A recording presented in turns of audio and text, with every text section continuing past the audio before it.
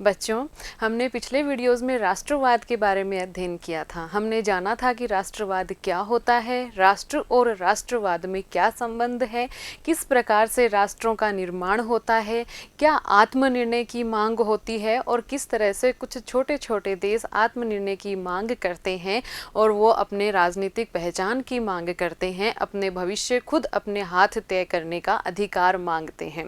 इन आत्मनिर्णयों की मांग को कैसे रोका जाए, इस बारे में अपन ने पढ़ा था कि हमें कुछ लोकतांत्रिक मूल्यों का अनुपालन करना होगा, हमें कुछ लोकतांत्रिक मूल्य लागू करने होंगे। उनमें अपन ने देखा था कि स्वतंत्रता था, समानता था और एक शब्द जो बार बार आ रहा था वो था धर्मनिरपेक्षता। धर्मनिरपेक्षता एक ऐसा लोकतांत्रिक मूल्य जिसकी स्थापना हर एक लोकतांत्रिक शासन प्रणाली को करनी चाहिए ताकि वहाँ पर एक शांतिपूर्ण सुखमय शासन व्यवस्था की स्थापना हो सके। तो आज अपन अपना अगला चैप्टर ले रहे हैं धर्मनिरपेक्षता। जानते हैं क्या होता है धर्मनिरपेक्षता। बच्चों, ये नाम आपने बहुत बार सुना होगा। नाम से स्पष्ट है, धर्मनिरपेक्षता मतलब कि धर्म से निरपेक्षता। ना ही किसी धर्म का पक्ष लेना है और ना ही किसी धर्म का विरोध करना है, वही होती है धर्मनिरपेक्षता। एक राष्ट्र के संबंध में, एक राज्य के संबंध में, एक अपन कहें कि प्रशासनिक व्यवस्था के संबंध में क्या मायने होते हैं धर्मनिरपेक्षता के, ये जानने से पहले अपन कुछ सवाल जानते हैं और उन सवालों का जवाब हम ढूंढेंगे अपने इस अध्याय धर्मनिरपेक्षता में कि क्यों हमें धर्मनिरपेक्षता पढ़ना आवश्यक है, क्यों राजनीति विज्ञान के विद्यार्थी के लिए धर्मनिरपेक्षता एक महत्वपूर्ण टॉपिक हो जाता है और क्यों राजनीतिक विचारकों के लिए, क्यों किसी भी राजनीतिक व्यवस्था के लिए धर्मनिरपेक्षता इतना महत्वपूर्ण है। सबसे पहले अपन जानते हैं धर्मनिरपेक्षता से संबंधित कुछ प्रश्न और जिनका उत्तर अपन ढूंढेंगे अपने इस आने वाले अध्याय में। देखिए क्या है वो सवाल। पहला सवाल है, क्या धर्मनिरपेक्षता उन समाजों के लिए उपयुक्त है जिनमें धर्म का आज भी लोगों के व्यक्तिगत जीवन पर गहरा असर है। आज भी ऐसे बहुत सारे समाज हैं जिनके लिए किसी भी राज्य से बढ़कर, किसी भी राष्ट्र से बढ़कर या किसी भी अन्य मूल्य से बढ़कर सबसे ज़्यादा ऊंचा सर्वोपरि उनका धर्म है। वो अपना पूरा जीवन धर्म आधारित जीते हैं। वो ये देखते हैं कि मेरा कौन सा कार्य धर्म के अनुसार है या कौन सा कार्य धर्म के अनुसार नहीं है। किसी भी राष्ट्र से ज़्यादा उनके लिए महत्वपूर्ण होती हैं उनकी धार्मिक संस्थाएं। तो ऐसे समाजों में क्या ये धर्मनिरपेक्षता की विचारधारा जो हम लेकर आए हैं, जो कि कहीं की जरूरी है किसी भी लोकतांत्रिक शासन प्रणाली के लिए, वहाँ पर भी इस धर्मनिरपेक्षता को लागू करना उपयुक्त रहेगा या नहीं रहेगा, इस सवाल का जवाब हम जानेंगे। क्या धर्मनिरपेक्षता भारतीय मिट्टी में रोपा गया पश्चिमी पौधा है? प्राचीन भारत की अपन बात करें तो प्राचीन भारतीय इतिहास में कहीं भी धर्मनिरपेक्षता हमें देखने को नहीं मिलती।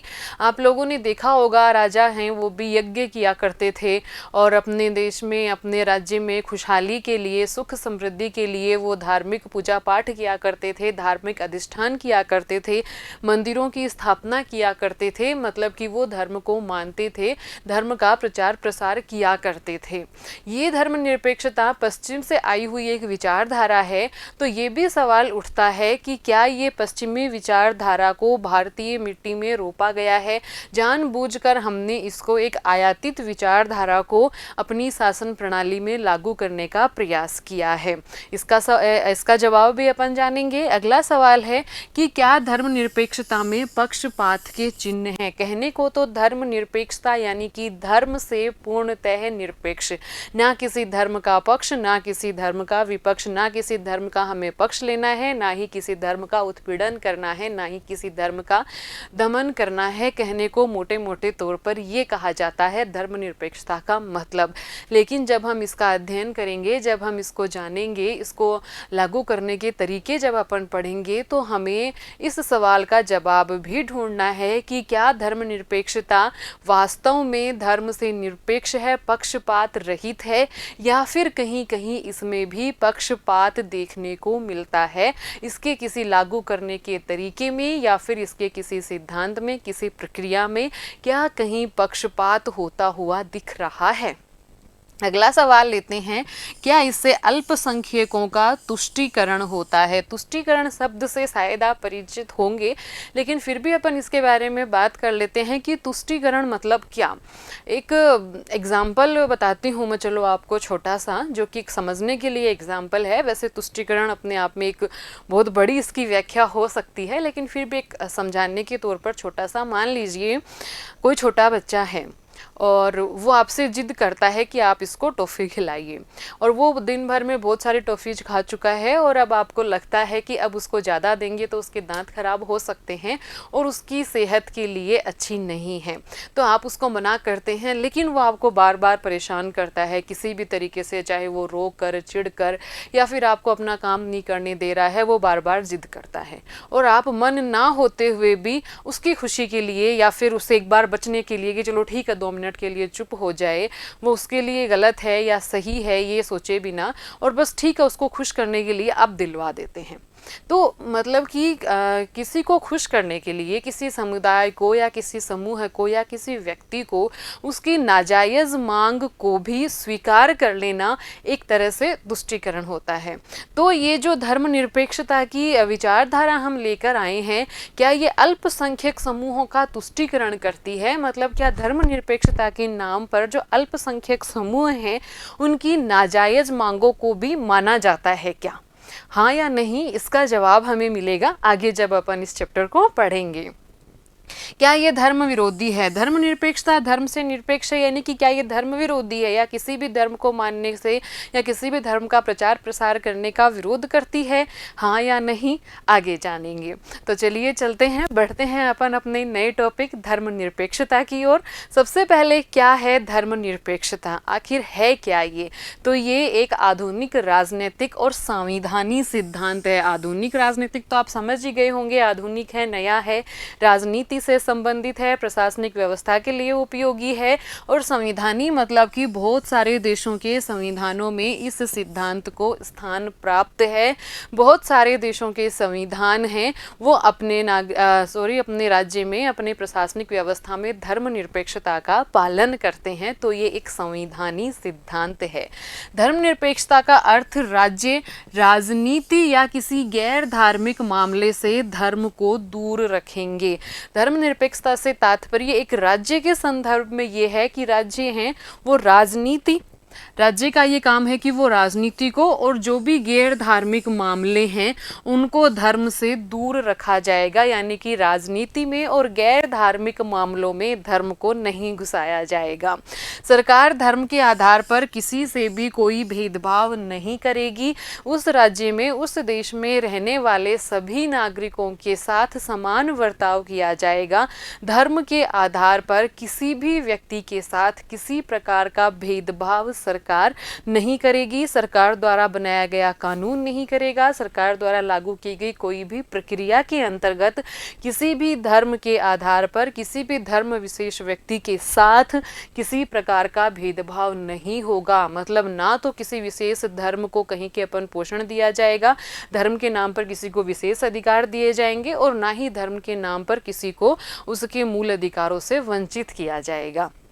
धर्मनिरपेक्ष का अर्थ किसी धर्म का विरोध करना नहीं है। धर्मनिरपेक्ष का मतलब ये नहीं है कि धर्म ही गलत है या किसी धर्म को मानना ही गलत है या किसी धर्म का आचरण करना ही गलत है। ये मतलब कतई नहीं है धर्मनिरपेक्षता का। तो फिर क्या मतलब है धर्मनिरपेक्षता का? ये सभी धर्मों को अपने धार्मिक विश्वासों एवं मान्यताओं को पूरी आज़ादी से मनाने की छूट देती है। धर्मनिरपेक्षता इस बात का निर्धारण करती है कि आप जिस भी धर्म को मानने वाले हैं, आप जिस भी धर्म को मानते हैं, जिस धर्म के अनुसार आप आचरण करना चाहते हैं, आपको पूर्णतया छूट है अपने धर्म को मानने की, अपने धर्म का प्रचार प्रसार करने की। हाँ, लेकिन वो सिर्फ प्रचार प्रसार होना चाहिए।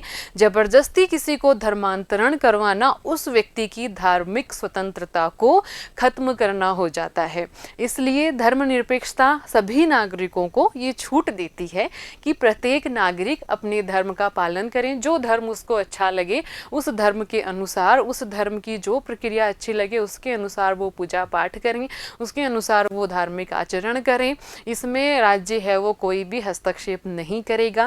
मतलब धर्मनिरपेक्षता ये नहीं कहती कि धर्म को मानना या फिर धर्म का प्रचार प्रसार करना या किसी धर्म के अनुसार आचरण करना गलत है। धर्मनिरपेक्षता आपको छूट देती है आपको अपना धर्म मानने की, आपको अपने धर्म के अनुसार आचरण करने की, आपको अपने धर्म के अनुसार अपने पूजा पाठ रीति नीति अपनाने की। देखिए, धर्मनिरपेक्ष में उस व्यक्ति का भी सम्मान होता है जो किसी भी धर्म को नहीं मानता है। धर्मनिरपेक्ष राज्य मतलब कि ऐसा राज्य जिसका कोई राष्ट्रीय धर्म नहीं है, जिसने धर्मनिरपेक्षता को अपने संविधान में एक मुख्य सिद्धांत के रूप में, मुख्य लक्ष्य के रूप में अपना रखा है। उस राज्य में उस व्यक्ति का भी सम्मान होगा जो किसी धर्म को नहीं मानता है। आपको छूट भी है कि आप अपनी मर्जी के अनुसार कोई भी धर्म माने। हाँ, आपको ये भी छूट है कि आप अपनी मर्जी से कोई भी धर्म अपना बदल भी सकते हैं, और आपको ये भी छूट है कि आपको अगर किसी भी धर्म में विश्वास नहीं है तो आप बिना किसी धर्म को माने भी एक नास्तिक जीवन भी जी सकते हैं। धर्मनिरपेक्ष राज्य में इस बात से कोई दिक्कत नहीं है। उस व्यक्ति को भी इतना ही सम्मान मिलेगा जितना किसी धर्म विशेष का पालन करने वाले व्यक्तियों को मिलता है। इस व्यक्ति को भी उतनी ही छूट, उतनी ही आज़ादी, उतने ही अधिकार मिलेंगे जितने धर्म का पालन करने वाले व्यक्तियों को मिलते हैं। धर्मनिरपेक्षता के संदर्भ में धर्म व्यक्ति का नितांत निजी मामला है। धर्मनिरपेक्षता ये कहती है कि धर्म है वो किसी भी व्यक्ति का पूर्णतः निजी मामला है, व्यक्तिगत मामला है। आज मैं कौन से धर्म को मानूं, कौन से धर्म में विश्वास करूं, कौन से धार्मिक ग्रंथों का अध्ययन करूं, ये केवल और केवल मेरा अपना मामला है। इससे ताल्लुकात सिर्फ और सिर्फ मुझे है। तो धर्मनिरपेक्षता ये मानती है कि कोई भी व्यक्ति कौन से धर्म का पालन करना चाहता है, वो कौन से धार्मिक ग्रंथों का अध्ययन करना चाहता है, इसका ताल्लुकात केवल और केवल उस व्यक्ति से है। इसमें राज्य तब तक हस्तक्षेप नहीं करेगा। राज्य कब तक हस्तक्षेप नहीं करेगा धार्मिक मामलों में? तब तक हस्तक्षेप नहीं करेगा जब तक उस धर्म की वजह से, जब तक उन धार्मिक मान्यताओं की वजह से कोई कानून को हानि ना होती हो, कोई कानून को क्षति ना होती हो और उस धर्म विशेष के विभिन्न संप्रदाय आपस में टकराव की स्थिति उत्पन्न ना कर रहे हो। देखिए, राज्य तब हस्तक्षेप करेगा किसी भी धर्म के अंदर जब उस धर्म की वजह से, जब उस धार्मिक मान्यताओं की वजह से कोई टकराव की स्थिति उत्पन्न हो रही हो। मान लीजिए किसी धर्म के दो संप्रदाय हैं, वो आपस में हिंसा पर उतर आए हैं, या फिर दो धर्म आपस में हिंसा पर उतर आए हैं, कोई टकराव की स्थिति उत्पन्न हो गई है, देश में कानून व्यवस्था भंग हो रही है, शांति व्यवस्था भंग हो रही है, तब राज्य निसंदेह हस्तक्षेप करेगा। बाकी इससे पहले जब तक कानून व्यवस्था ठीक चल रही है, जब तक किसी प्रकार की कोई अव्यवस्था नहीं हो रही है, तब तक राज्य द्वारा धर्म को पूर्णतः निजी मामला माना जाएगा। इस मामले में राज्य कोई हस्तक्षेप नहीं करेगा। धर्मनिरपेक्षता शब्द का प्रयोग सबसे पहले जॉर्ज जैकब होलियाक ने सन 1846 में किया था। धर्मनिरपेक्षता शब्द देने का श्रेय जाता है इनको, जो हैं जॉर्ज जैकब होलियाक। ये क्या कहते हैं? ये कहते हैं कि आस्तिकता, नास्तिकता और धर्म ग्रंथों में उलझे बगैर, कि मैं आस्तिक हूँ या मैं नास्तिक हूँ या फिर कौन सा धर्म ग्रंथ क्या कहता है, इनमें उलझे बगैर अगर मनुष्य की शारीरिक, मानसिक, बौद्धिक क्षमताओं का उच्चतम बिंदु तक अगर हम विकसित करें, संभावित बिंदु तक हम विकसित करें, तो उसके लिए जो ज्ञान है और वो सेवा है वही कहलाती है धर्मनिरपेक्षता।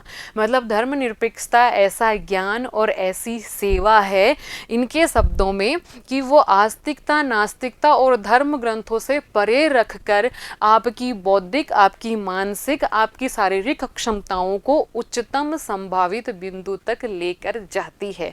देखिए कितनी शानदार परिभाषा दी इन्होंने धर्मनिरपेक्षता की, कि धर्म ग्रंथों में उलझे बगैर। धर्मनिरपेक्षता क्या है? कि वो किसी भी तरह की धार्मिक धारणाओं में, धार्मिक बंधनों में, आस्तिकता, नास्तिकता के वाद विवाद में आपको फंसाए बगैर आपके शारीरिक, बौद्धिक और आपके मानसिक विकास को उच्चतम स्तर तक, उच्चतम संभाव्य बिंदु तक लेकर जाने वाला ज्ञान और सेवा धर्मनिरपेक्षता है।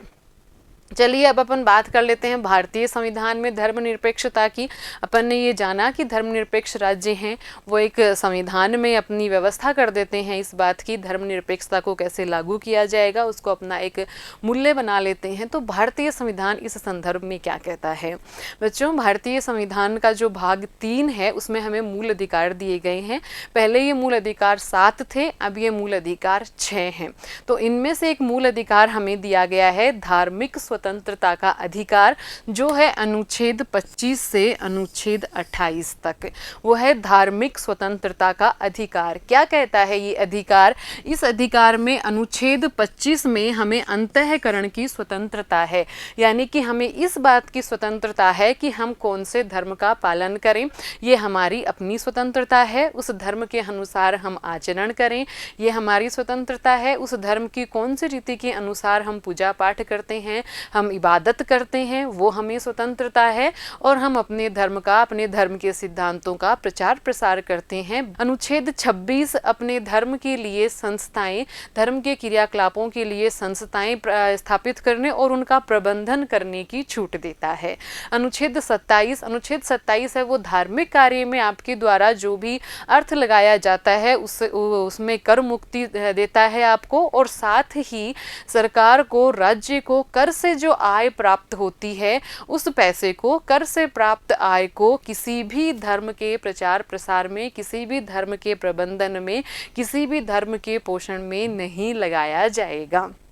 और अनुच्छेद 28 ये कहता है कि किसी भी राज्य द्वारा जो पूर्णतः पोषित संस्था है, ऐसी संस्था जो कि पूर्णतः राज्य द्वारा पोषित है, उसमें किसी धर्म विशेष के बारे में नहीं पढ़ाया जाएगा, उसमें किसी धर्म विशेष का प्रचार प्रसार या नहीं किया जाएगा।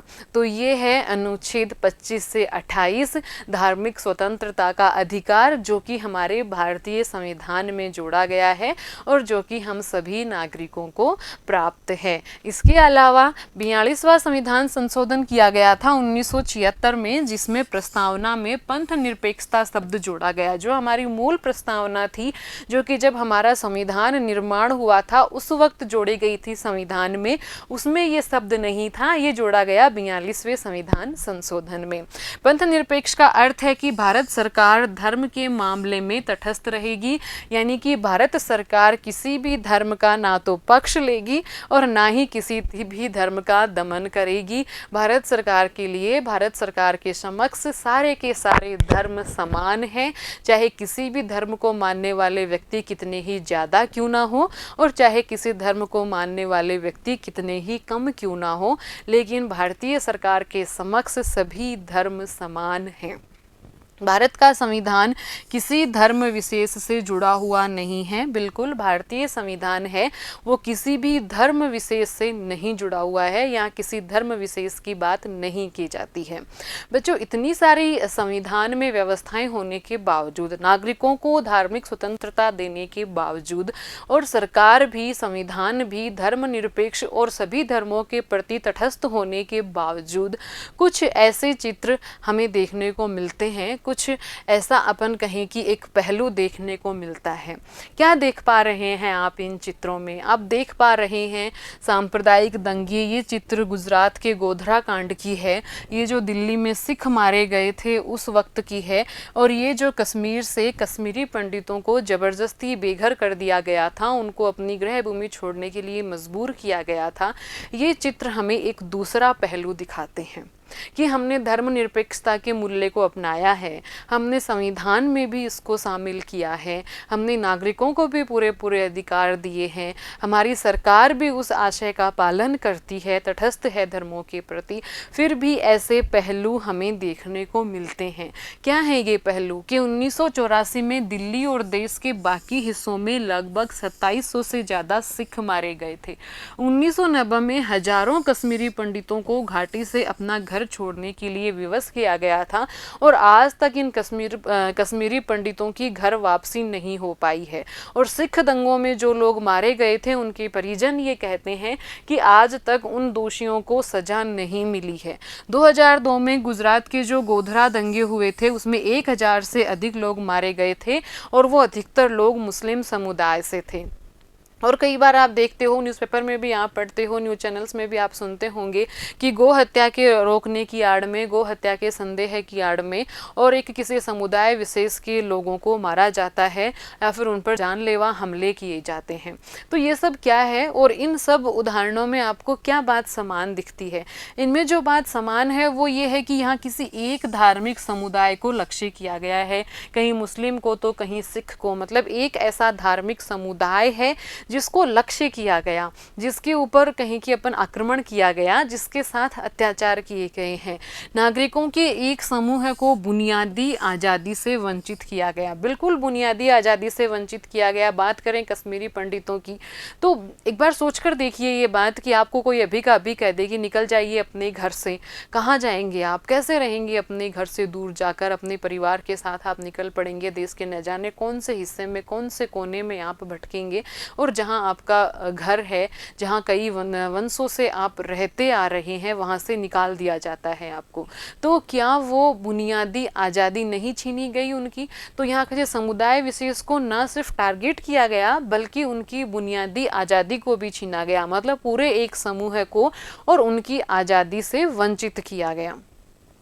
तो फिर इसका मतलब क्या हुआ? ये क्या है? ये है अंतर धर्म वर्चस्व, यानी कि दो धर्म या फिर दो से अधिक धर्मों में आपस में टकराव। किसी एक धर्म के लोगों ने दूसरे धर्म के लोगों का उत्पीड़न किया, किसी एक धर्म के लोगों ने दूसरे धर्म के लोगों को वंचित किया उनकी बुनियादी आज़ादी से। वो कहलाता है अंतर धर्म वर्चस्व, यानी कि दो या दो से अधिक धर्मों के बीच आपस में टकराव, वो कहलाता है अंतर धर्म वर्चस्व, यानी कि दो धर्म होते हैं यहाँ पर और दो धर्मों में आपस में टकराव होता है।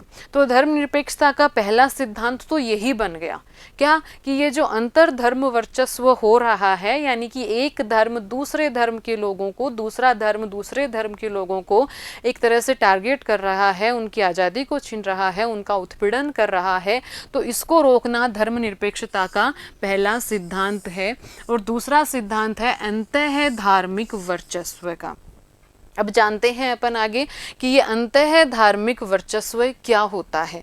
अंतः धार्मिक वर्चस्व में, जैसे अंतर धार्मिक वर्चस्व में दो धर्म थे, अपन ने ये जाना कि वहाँ पर दो धर्म थे और एक धर्म के लोग दूसरे धर्म के लोगों के साथ शोषण या उत्पीड़नकारी या फिर दमनकारी तरीके अपना रहे थे, उनकी आज़ादी से उनको वंचित कर रहे थे। अंतः धार्मिक वर्चस्व में एक ही धर्म होता है, मतलब कि एक ही धर्म के अंदर कुछ ऐसे तत्व होते हैं, एक ही धर्म के कोई पंथ हो सकते हैं, मान लो दो या दो से अधिक, इसके कोई संप्रदाय हो सकते हैं दो या दो से अधिक, या फिर कोई इनकी जाति या फिर कोई इनका तबका ऐसा होता है कि उसमें से जो एक होता है वो ज़्यादा वर्चस्वकारी स्थिति में होता है और वो दूसरे तबके को, दूसरे पंथ के व्यक्तियों को, दूसरे संप्रदाय के व्यक्तियों को उसी तरह से दमन करता है जिस तरह से दूसरे धर्म का दूसरे धर्म के द्वारा किया जाता है। ये कहलाता है अंतः धार्मिक वर्चस्व। अब देखिए इसमें अपन जान लें कैसे होता है ये। आज ऐसा कोई भी धर्म क्या आप खोज सकते हैं, क्या आप ढूंढ कर निकाल सकते हैं कि जहाँ पर स्त्री और पुरुष दोनों के साथ समान व्यवहार किया जाता है? ऐसा कोई भी धर्म नहीं है जहाँ पर लिंग के आधार पर भेदभाव ना होता हो। तो ये हो गया ना अंतः धर्म वर्चस्व, की एक धर्म के अंदर ही स्त्री और के साथ भेदभाव किया जाता है। किसी धर्म में स्त्रियों को जैसे पुरोहित बनने का अधिकार नहीं है, किसी धर्म में स्त्रियों को किसी विशेष मंदिर में जाने का अधिकार नहीं है। तो ऐसी बहुत सारी बातें हैं कि वहाँ समान अधिकार नहीं मिलते हैं दोनों को, स्त्री और पुरुषों को। हिंदू धर्म में कुछ तबके स्थायी तौर पर पीड़ित हैं, जैसे कि अपन बात करें दलितों की, तो दलितों को मंदिर में प्रवेश की इजाज़त नहीं है। हिंदू धर्म में दलितों को मंदिर में प्रवेश की इजाज़त नहीं है, आज भी नहीं है, बहुत सारे क्षेत्रों में नहीं है, ग्रामीण इलाकों में नहीं है। और अगर आप ग्रामीण परिवेश में रह रहे हैं और शहरों में भी हो सकता है ये चीज़ देखना अपने आसपास कि कुछ विशेष जातियां जिनको दलित कहा जाता है, जिनको निचली जातियां कहा जाता है, उनको मंदिर में प्रवेश की छूट नहीं है, वो मंदिर में नहीं जा सकते। उनको कहते हैं कि बाहर से ही कर लो आप तो पूजा पाठ। और कुछ हिस्सों में महिलाओं का मंदिर में प्रवेश वर्जित है। थोड़े दिन पहले वो जो सबरी वाला, बहुत सारे ऐसे हिस्से हैं आज भी देश में, और बहुत सारे ऐसे मंदिर हैं जहाँ पर महिलाओं का प्रवेश वर्जित है। हो गया ना अंतः धर्म वर्चस्व, कि एक समुदाय द्वारा, एक कहें कि समूह द्वारा, एक पंथ के द्वारा दूसरे पंथ को, दूसरे समुदाय को, दूसरे समूह को उसकी बुनियादी आज़ादी से वंचित किए जाने का प्रयास किया जाता है। कई धर्मों के संप्रदायों में टूटकर आपसी हिंसा और उत्पीड़न होता है। बहुत सारे धर्म हैं जो संप्रदायों में टूट जाते हैं बाद में, जैसे कि अपन इस्लाम की बात करें तो सिया और सुन्नी 2 संप्रदायों में टूटा हुआ है। हिंदू धर्म में भी बहुत सारे संप्रदाय हैं, न जाने कितने सारे हैं। कई बार उनमें होड़ लग जाती है अपने आप को एक दूसरे से श्रेष्ठ साबित करने की, और कई बार इतना कट्टर हो जाते हैं ये अपने संप्रदाय के प्रति कि उस कट्टरता की, कहते हैं कि अपन अंधी कट्टरता में, और हिंसा भी फैलने लग जाती है। धर्म के नाम पर कई हिंसक संघर्ष हुए हैं। तो ये कहलाता है अंतः धार्मिक वर्चस्व। मतलब दोनों में क्या अंतर है? अंतर धार्मिक वर्चस्व, उसमें 2 धर्मों का टकराव होता है या 2 से अधिक धर्मों का टकराव होता है। अंतः धार्मिक वर्चस्व में एक ही धर्म के अंदर अलग अलग समूह है, अलग अलग संप्रदाय या अलग अलग पंथों का आपस में टकराव होता है। लेकिन होता दोनों जगह टकराव ही है, होती दोनों जगह हिंसा ही है, और दोनों ही जगह कोई ऐसा समूह होता है जिसको उसकी बुनियादी आज़ादी से वंचित करने का प्रयास किया जाता है। तो अब देखिए कैसा होना चाहिए धर्मनिरपेक्ष समाज। जब अपन ने ये जान लिया कि अंतर्धार्मिक वर्चस्व क्या है, अंतः धार्मिक वर्चस्व क्या है, और संविधान में धर्मनिरपेक्षता लागू करने के बावजूद अपने सामने कैसे कैसे शाह पहलू उजागर हुए थे, तो ऐसा क्या किया जाए, ऐसे समाज में कौन सी विशेषताएं हो कि जिससे एक धर्मनिरपेक्ष, एक शांतिपूर्ण सद्भावपूर्ण समाज का निर्माण हो सके। तो कौन सी विशेषताएं होना आवश्यक है धर्मनिरपेक्ष समाज के लिए? उसमें अंतः धार्मिक और अंतर्धार्मिक और अंतः धार्मिक दोनों प्रकार के वर्चस्व से वो रहित होना चाहिए। मतलब उस समाज में ना तो 2 या 2 से अधिक धर्मों के बीच में किसी प्रकार की हिंसा होनी चाहिए, और ना ही धर्म के अंदर किसी प्रकार की कोई हिंसा होनी चाहिए, कोई भेदभाव होना चाहिए। वो समाज जहाँ इन दोनों का ही विरोध हो, वो धर्मनिरपेक्ष समाज होगा। धर्म के अंदर आज़ादी और विभिन्न धर्मों के मध्य समानता व सहिष्णुता को बढ़ावा मिलना चाहिए। कोई भी धर्म है उसके अंदर सभी नागरिकों को समान आज़ादी और भेदभाव से रहित हो वो धर्म, और 2 से अधिक धर्मों के बीच में सहिष्णुता हो, सद्भावना हो। सहिष्णुता मतलब एक दूसरे को वो स्वीकार करें, एक दूसरे को वो कहें कि अपन जैसे हैं उस रूप में पसंद करें, उनकी उपस्थिति को, वो उपस्थिति के प्रति वो सहनशील बने, वो सहिष्णुता। तो धर्मों के अंदर जो भेदभाव है, मतलब मान लीजिए कोई भी एक धर्म है और इस धर्म में विभिन्न पंथ हैं, विभिन्न संप्रदाय हैं, तो उन संप्रदायों के अंदर आपस में प्रेम भावना हो, आपस में कोई भी भेदभाव ना हो, तो वो तो क्या हो जाएगा? वो हो जाएगा अंतः धार्मिक वर्चस्व का अंत। और 2 विभिन्न धर्म यानी कि जितने भी धर्म हैं उनके मध्य समानता, उनके मध्य सहिष्णुता, उनके मध्य सद्भावना। ऐसा समाज। तो फिर इन उद्देश्यों को पूरा करने के लिए किस प्रकार का राज्य सक्षम होगा? मतलब कि धर्मनिरपेक्ष समाज हम बनाएं कि जहां ना तो अंतर्धार्मिक वर्चस्व है, ना अंतः धार्मिक वर्चस्व है। राज्य की दृष्टि में भी सभी धर्म समान, और सभी धर्मों का आपस में भी एक सद्भावना पूर्ण, प्रेम पूर्ण, सहिष्णुता पूर्ण संबंध, और एक धर्म के अंदर भी किसी भी प्रकार का कोई भेदभाव नहीं। इस प्रकार के समाज का निर्माण करने के लिए किस प्रकार के राज्य की आवश्यकता है? कैसा राज्य अपन बनाएं कि जो बने धर्मनिरपेक्ष राज्य और इन सभी उद्देश्यों को पूरा कर सके? इस सवाल का जवाब अपन ढूंढेंगे अगले वीडियो में। अभी लेते हैं अपन ने जो पढ़ा इससे संबंधित कुछ क्वेश्चंस। पहला क्वेश्चन, धर्मनिरपेक्षता क्या है? अभी आपने पढ़ा था, इसका जवाब आप बहुत अच्छे से दे पाएंगे कि धर्मनिरपेक्षता क्या है। इसके बारे में आपको पूरा बताना है कि एक आधुनिक राजनीतिक संवैधानिक सिद्धांत है और कौन है जिन्होंने इसको ये नाम दिया था, उनकी नज़र में धर्मनिरपेक्षता क्या है और एक राज्य के परिप्रेक्ष्य में धर्मनिरपेक्षता क्या होती है। धर्मनिरपेक्षता हेतु भारतीय संविधान में क्या क्या प्रावधान किए गए हैं और आप अपने धर्म के अंदर किस प्रकार के अंतः धार्मिक वर्चस्व को देखते हैं। आप अपने धर्म के अंदर क्या कोई ऐसी बात महसूस करते हैं जिससे आपको ये लगता है कि शायद यहाँ किसी समूह विशेष के प्रति, चाहे वो महिलाओं के प्रति हो, चाहे वो दलितों के प्रति हो, चाहे वो गरीबों के प्रति हो, चाहे वो किसी जाति विशेष के प्रति हो, कि कोई भेदभाव हो रहा है, उसे अन्यों के समान अधिकार नहीं मिल रहे हैं। तो इस प्रकार का क्या कोई अंतः धार्मिक वर्चस्व आप अपने धर्म में देखते हैं? एक तर्कपूर्ण विश्लेषण करके लिखिएगा। धन्यवाद।